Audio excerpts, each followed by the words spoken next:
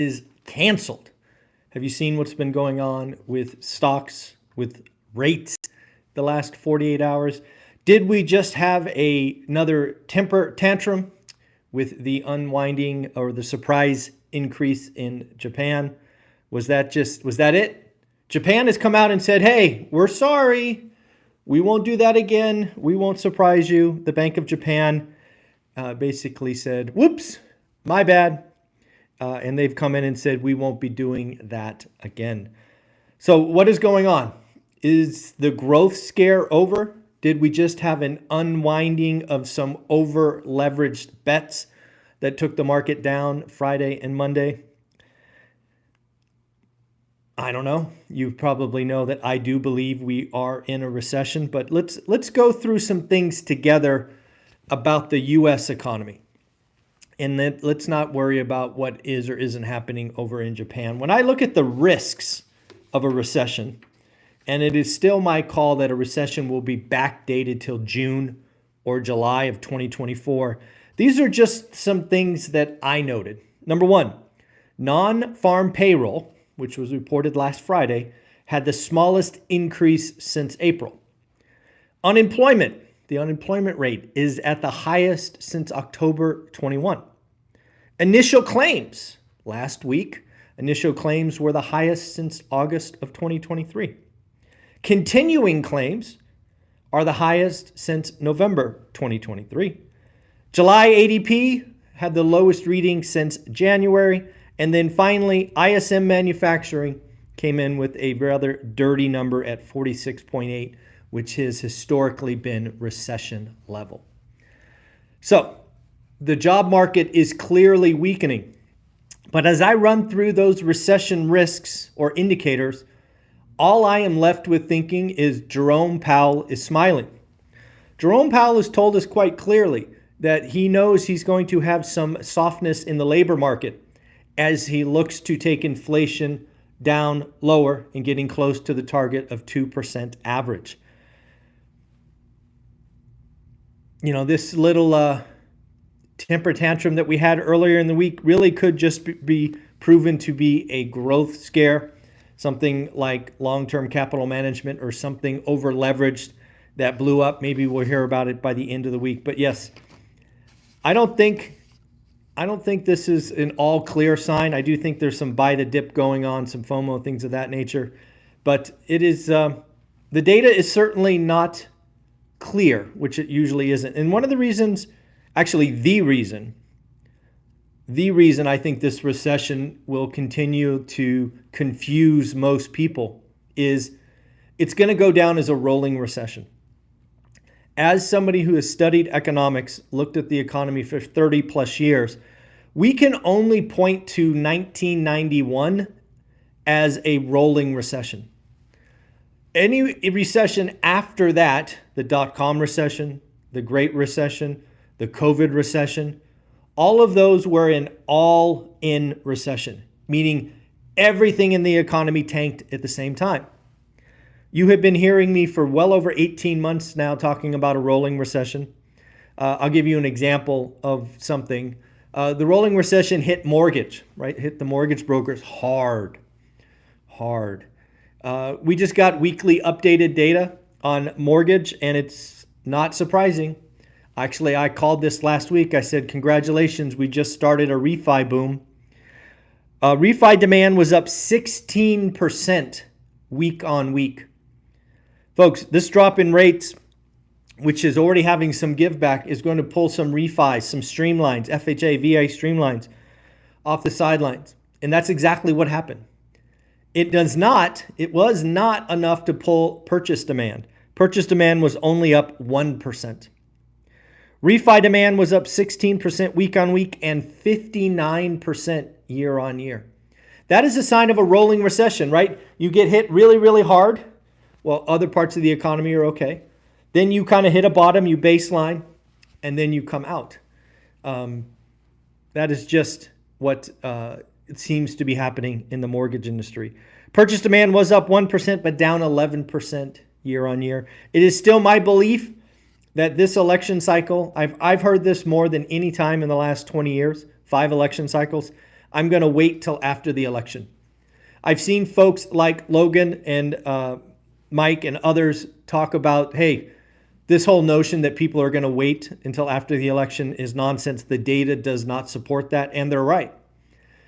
No election cycle that I've gone back and looked at really delayed demand. I think this one is different. I do, and I've called that a month ago.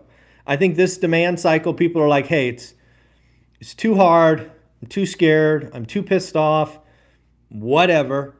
And you're like, we will revisit this next year. So it'll be interesting to see what comes in the data. I'm really looking forward to existing home sales later this month because I think July will prove that we broke the bottom at 3.88, but it will be interesting. We had some earnings announcements and some CEO commentary that I thought was interesting. I'll start with the CEO of Maersk. Maersk is a freight company, ocean liners, right? They're shipping these big containers. The CEO said, and I quote, "No sign of a U.S. recession in freight." I think that's interesting because, again, if you remember the global economy, what might be happening? Might be happening. Something that might be happening is foreign countries like China might see a risk of a Trump win and thus might want to ship more stuff now before a tariff is put in. That's just a logical assumption. So if that is true, then it probably shouldn't surprise you that more containers are leaving China and coming to the U.S. to avoid what would be a rather healthy tariff. So again, Maersk CEO, probably right, but could there be some other angle to explain why freight is up? I think that's true. Another thing to not forget, folks, if you are interested in real estate investing, this is your time. I think you've entered a buyer's market. I think there's more creative financing opportunities. And of course, you need to join School. School now has 2 accountability groups, of which I don't lead either. And I am thankful for the folks running those, Frank and Jared. What I'm hoping happens is you join one of the accountability calls, you introduce yourself, and you start holding yourself accountable. Your buy box, you talk about what's going on in your market. I know the groups have looked at inspection reports. I know they brainstormed different topics. They talked about knob and tube. It's just a wealth of information. Don't be shy. Join School, introduce yourself. The community now is over 210 folks. Don't be shy. $20 a month gets you in a room with 200 other amazing investors. Join today. What other earnings did we get that should be interesting? How about Disney? Disney beat top line, beat bottom line. Looks like their streaming division turned a profit for the first time. Looks like it turned a profit a quarter ahead of schedule. However, their parks, pressure due to lower consumer demand and inflation. So lower demand, less revenue, inflation, higher costs. Looks like the low-end consumer is spending less at parks. Supermicro beat revenue, missed on earnings, did announce a 10-for-1 stock split. I don't know about you, but that seems like a quarter late. They probably should have announced that last quarter. Also, Supermicro's gross margins, this took a hit, dropped from 17 to 11.2%. Airbnb, is the Airbnb bust among us? Airbnb beat on revenue, missed on earnings, and the CEO warned of slowing U.S. demand. Interesting. Shopify beat top line, beat bottom line. Revenue was up 21%. Think about that, folks. Airbnb missed, Shopify beat.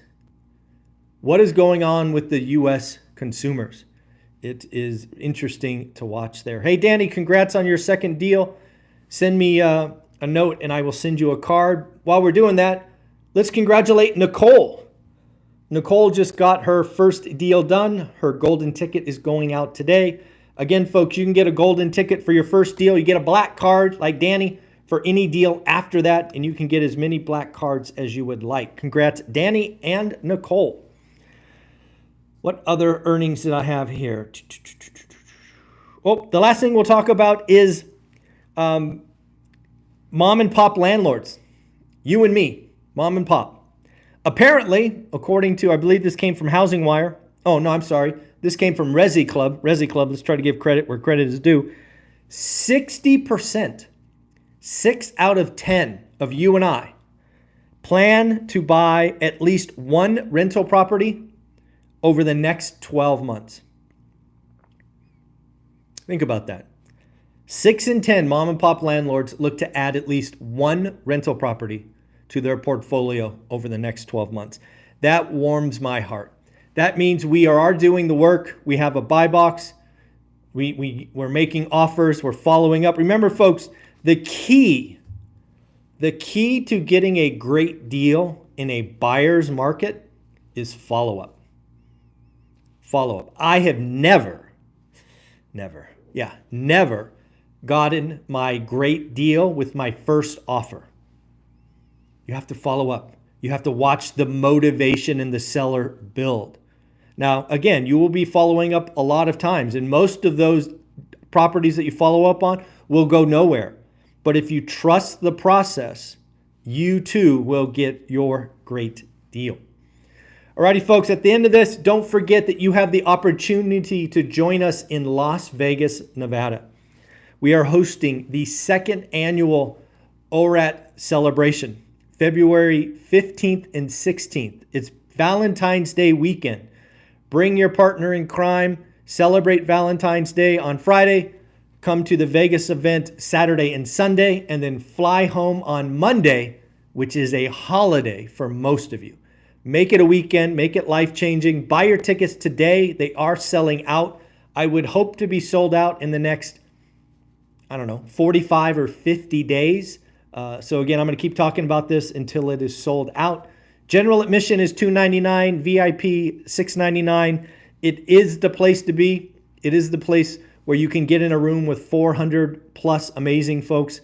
You'll have 6 hours of networking. You'll have 12 or 13 presentations from people you know, trust, and respect, plus some other surprises, of course. So again, join school, buy your Vegas tickets. Let's get this thing started. And I am so happy for Nicole and Danny. If you do close a deal, don't forget to tell me so I can give you a shout out at the end of one of these as well. Folks, have an amazing day. Take care of yourself. Peace.